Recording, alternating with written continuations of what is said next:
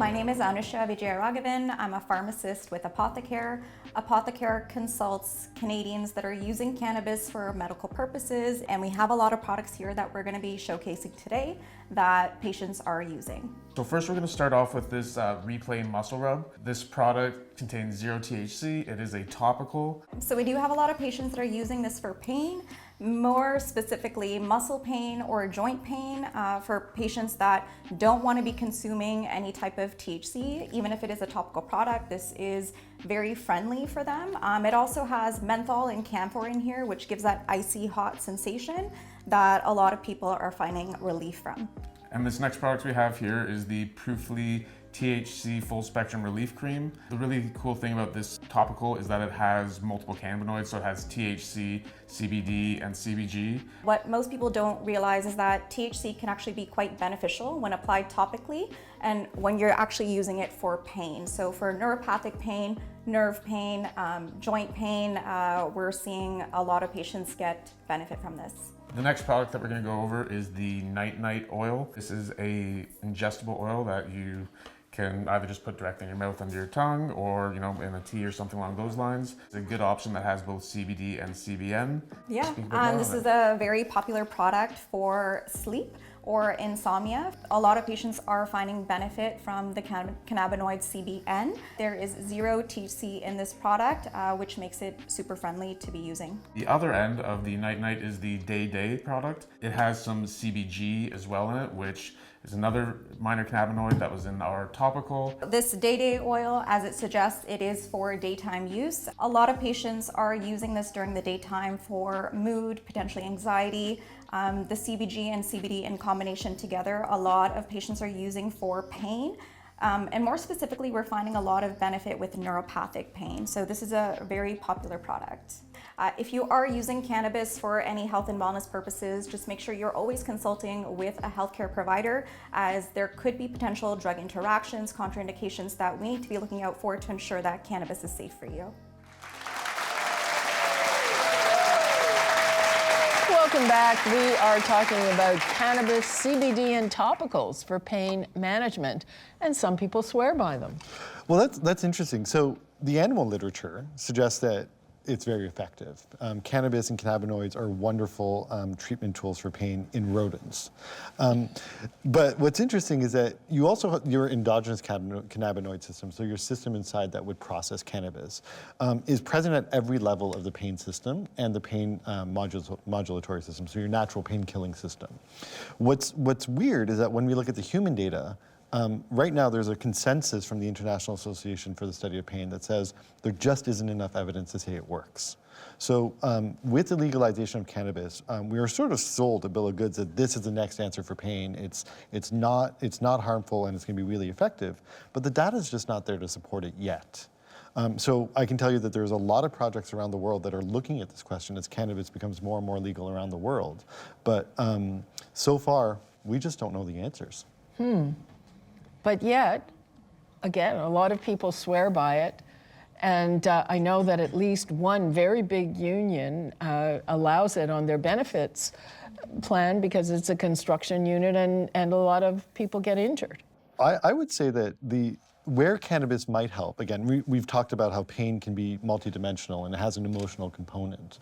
I think what it does is cannabis is really good in the short term at reducing anxiety and really calming a person down.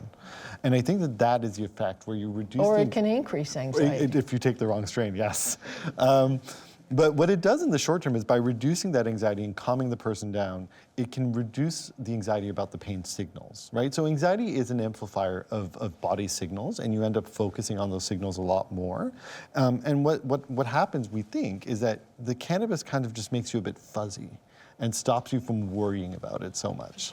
Continuing on these notions of emotional improvement, there is also improvement in sleep, because it's hard to find a chronic pain patient that doesn't have a sleep problem, mood problem. It's all come together. So if any chemical substance can alleviate some of those symptoms, it will have positive effect on general perception of pain.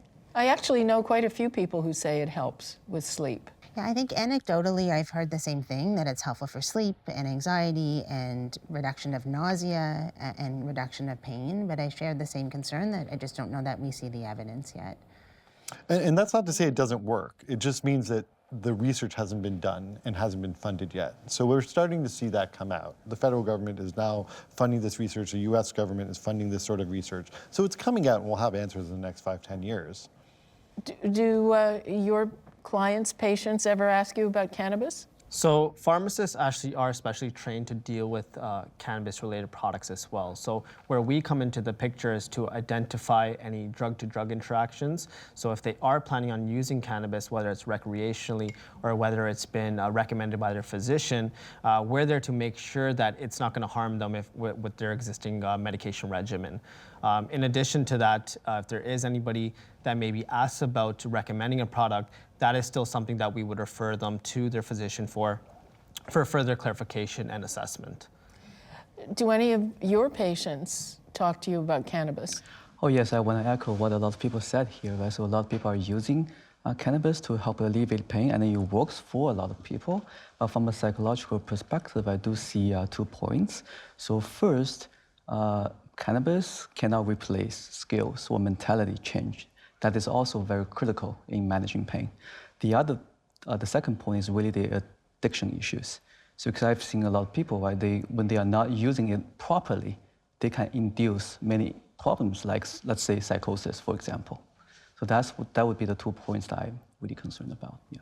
There is a concern with cannabis use disorder becoming more and more prevalent because people use it recreationally. And like any other drug, it has addictive properties, right? It has a reward aspect, it has a calming aspect. And people start using it a lot more. So it is, again, I think if you're using it medically, your physician should be able, and your care team should be able to help you regulate that and make sure that it's safe. What about psychedelics? We've heard about psychedelics, and you need some kind of special permission to get it, but it's apparently really good for some people. There's some new research coming out of the States, mostly led by Fred Barrett. Feel free to look him up. He's just won the award for the Society of Neuropharmacology for his work on this. It's showing to be promising, but again, early days, right? We just don't know enough how it works in different people, right? These studies at the moment are very small, very selective populations, but when you expand it to the general population, you're gonna have people who have interactions that we wouldn't have expected or known about. And that's really what we're waiting to see. We really need the larger clinical trials to see if it works.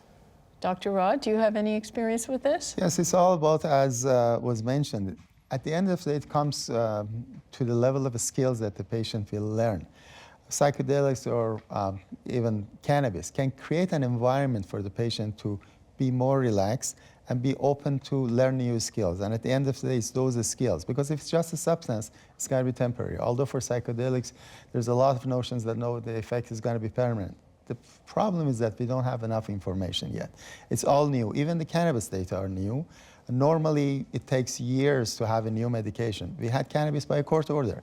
It wasn't through the scientific process. So we just need more time to have the scientific information. Okay. When we come back, questions from our audience. That's next.